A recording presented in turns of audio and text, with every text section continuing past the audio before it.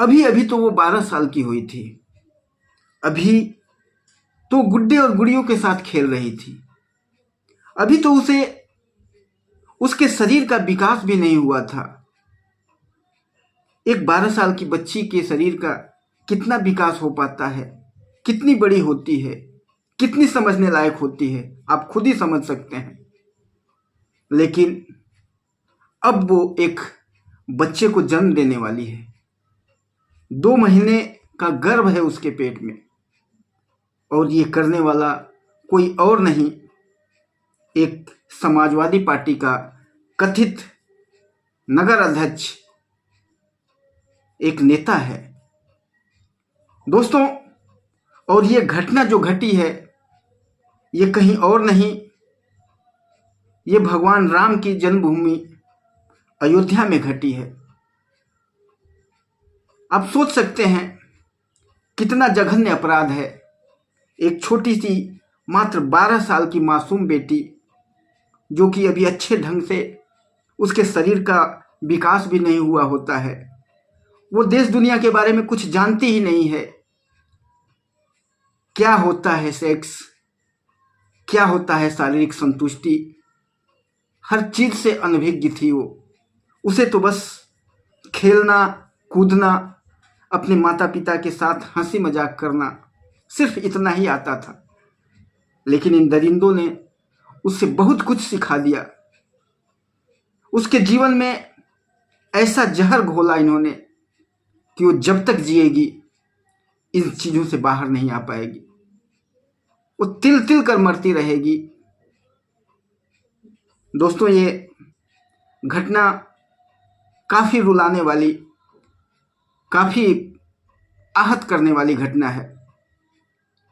अयोध्या में एक 12 साल की बेटी के साथ वहां का एक 60 साल का बुजुर्ग, जिसका नाम है मोइन खान। मोइन खान वहां का सपा का नगर अध्यक्ष भी है, और वहां के सांसद अवधेश प्रसाद, जो सपा का सांसद है, उसका काफी करीबी है। उसे कई जगह इलेक्शन के दौरान सपा सांसद अवधेश प्रसाद के साथ में देखा गया है। कई सारी फोटोज उसके इंटरनेट पे अवेलेबल हो रही हैं, जो अक्सर उसके साथ देखा जा रहा था। इसी नगर अध्यक्ष मोइन खान के मकान में वहां का पुलिस चौकी चल रहा था। ये काफी समाजवादी पार्टी और शासन प्रशासन के बीच में पैठ रखने वाला एक व्यक्ति था। लेकिन सोचने वाली बात तो यह है कि एक 62 साल का व्यक्ति, 60 साल का व्यक्ति, एक बूढ़ा बुजुर्ग व्यक्ति, जिसकी बेटी नहीं, जिसके साथ उसने रेप किया, वो उसकी नातन की तरह से होगी, उसके बेटे की बेटी की तरह से होगी। मात्र 12 साल की उम्र ही क्या होती है। कैसे इसके दिमाग में ऐसा जघन्य अपराध करने के बारे में सोच आई। ऐसे नेता, ऐसे विकृत मानसिकता वाले नेता, जिसको हम और आप अपने वोट से वहां तक पहुंचा देते हैं, और फिर उसके बाद वो अपनी कुर्सी तक पहुंचने के बाद हम लोगों के साथ ही ऐसा अपराध करते हैं। एक गरीब बेटी, एक SC ST OBC की, एक छोटे से गरीब आदमी की बच्ची के साथ इस हैवान ने जो हैवानियत किया है, इसका जवाब कौन देगा? कौन उस बेटी को इंसाफ दिलाएगा? कौन पोंछेगा उस माँ बाप के आंसुओं को? ये सवाल है, ये देश पूछ रहा है। जो शासन में जो बैठी हुई भाजपा की सरकार है, उससे भी, और समाजवादी पार्टी कांग्रेस, उससे भी ये पूछ रहा है देश कि उस 12 साल की बेटी को कब इंसाफ मिलेगा। दोस्तों, ये सोच करके काफी दिल द्रवित हो जाता है, आंखों से आंसू बहने लग जाते हैं जब ये सुनते हैं कि एक 12 साल की बेटी के साथ ये 62 साल का व्यक्ति, 60 साल का व्यक्ति ऐसा जघन्य अपराध करता है, उसके साथ रेप जैसी चीज़ों को करता है। और सिर्फ करता ही नहीं, वो करता रहता है और उसका नौकर वीडियो बनाता रहता है। दोस्तों, ये कहानी शुरू होती है, एक जो बेटी है 12 साल की, वो खेलते कूदते इस व्यक्ति के घर के सामने से जा रही होती है। तभी उसका नौकर, जिसका नाम है राजू, राजू उसको बुलाता है कि आओ, मालिक बुला रहे हैं। और ये मोइन खान अंदर कमरे में बैठा रहता है। उसको बुलाते हैं, वो अंदर चली जाती है। उसको तो बेचारी को ये भी पता नहीं था कि ये मेरे साथ कुछ ऐसा हो भी जाएगा, मेरे साथ क्या होगा, ये चीज़ें क्या होती हैं। उस 12 साल की बेटी को कुछ भी पता नहीं था। वो चली जाती है उसके पास, और जब उस रूम में जाती है तो मोइन खान उसको बैठा लेता है, और बैठाने के बाद इधर उधर की बातें करने के बाद उसके साथ संबंध बनाने लग जाता है। वो चीखती है, चिल्लाती है और अपने आप को उससे बचने की पूरी कोशिश करती है, लेकिन वो 12 साल की बेटी उसके चुंगल से बच नहीं पाती है। वो और उसका नौकर दोनों मिलकर के उसको दबा देते हैं, और उसके बाद नौकर वीडियो बनाता रहता है और ये मोइन खान उसका शारीरिक शोषण करता रहता है। दोस्तों, जब ये शारीरिक शोषण करके उसका हटता है, उसके बाद मोइन खान कहता है कि तुम्हारा वीडियो मैंने बना लिया है, अगर तुम जैसे जैसे मैं नहीं कहूँगा वैसे वैसे नहीं करोगी तो मैं ये वीडियो तुम्हारे माँ बाप को सबको दिखाऊंगा, सबको, गांव वालों को, आसपास वालों को, सबको दिखाऊंगा, तुम्हारी बहुत बेइज्जती होगी। और जब वो ये चीज़ें देखती हैं तो उसको तो कुछ भी पता नहीं है वीडियो होता क्या है, इसको देख करके लोग क्या करेंगे। लेकिन वो बेचारी रोती रहती है, और रोने के बाद उसका जो नौकर राजू है वो भी उसके साथ शारीरिक संबंध बनाता है। उसके बाद तो ये रोज का इनका काम हो जाता है।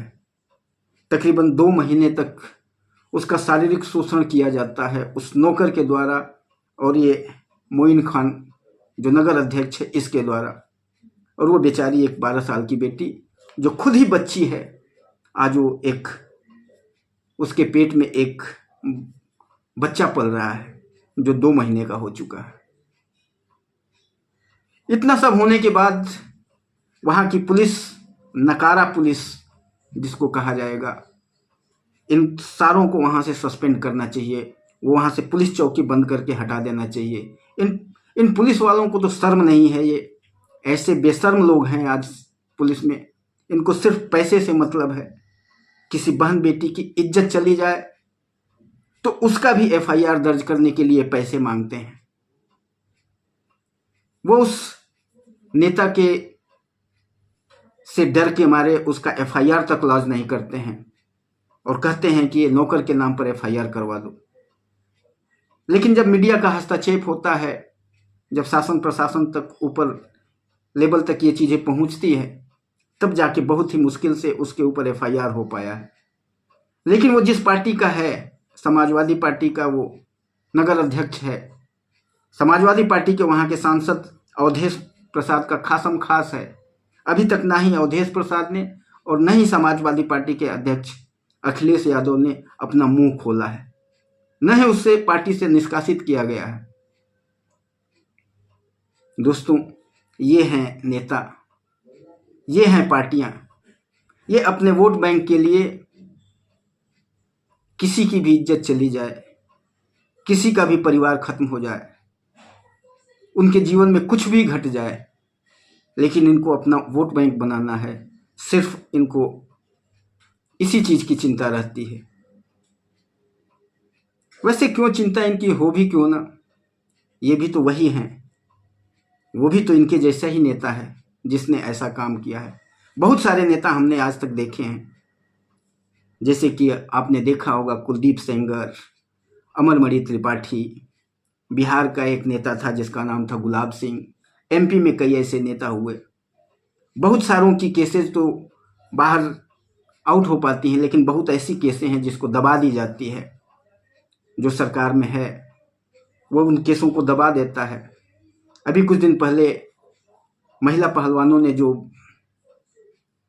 धरना प्रदर्शन किया था उसमें उन्होंने एलियंस जो लगाया था ब्रजभूषण शरण के ऊपर, ब्रजभूषण शरण ने किया है या नहीं किया है, लेकिन कोई भी लड़की, कोई भी बेटी किसी के ऊपर ऐसा एलिगेंस नहीं लगा सकती है। तो सच्चाई होगी तभी वो उन्होंने लगाया था, लेकिन भाजपा सरकार सब जानते हुए भी उसके ऊपर कोई भी एक्शन नहीं की। दोस्तों, ये है हमारे देश के नेता। हमें अपने वोट को देने से पहले ये चीज़ें सोचना है, समझना है कि हम जिसको वोट दे रहे हैं वो व्यक्ति कैसा है, वो हमारे दुख सुख में हमारे साथ खड़ा होने वाला है या नहीं है।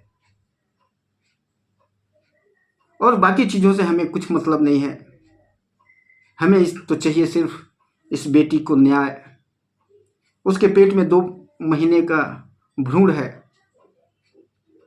और इस भ्रूण की जांच की जाए, उसका डीएनए टेस्ट किया जाए और डीएनए टेस्ट करने के बाद इस मोइन खान को इतनी भारी सजा दी जाए जिससे कि इसके जैसे मोइन खान की किसी भी बेटी के साथ ऐसा कृत्य करने से पहले उसके रूह कांप जाए।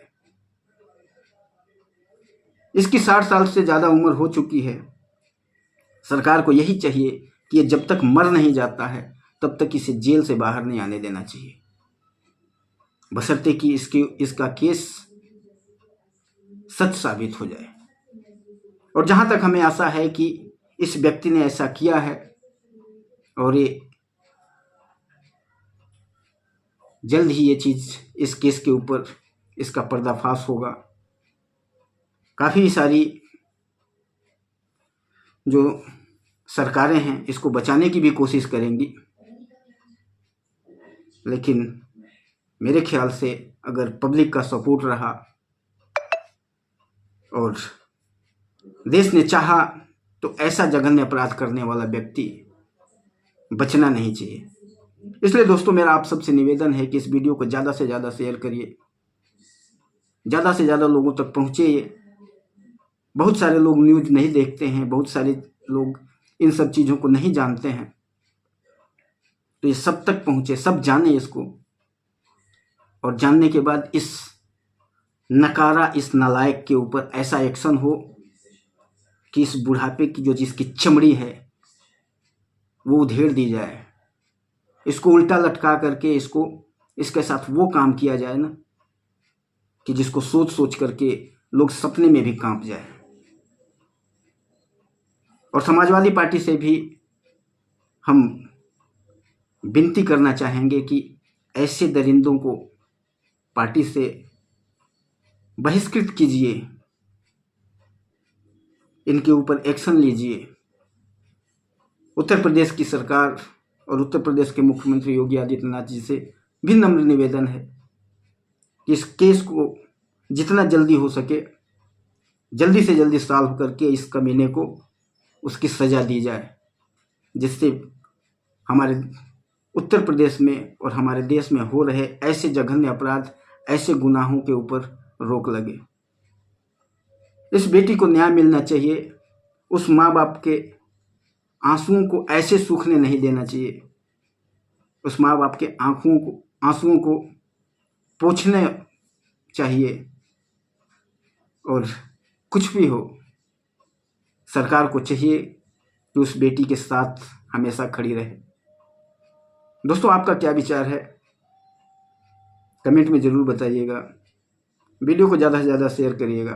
फिर मिलेंगे किसी और वीडियो में, तब तक के लिए नमस्कार।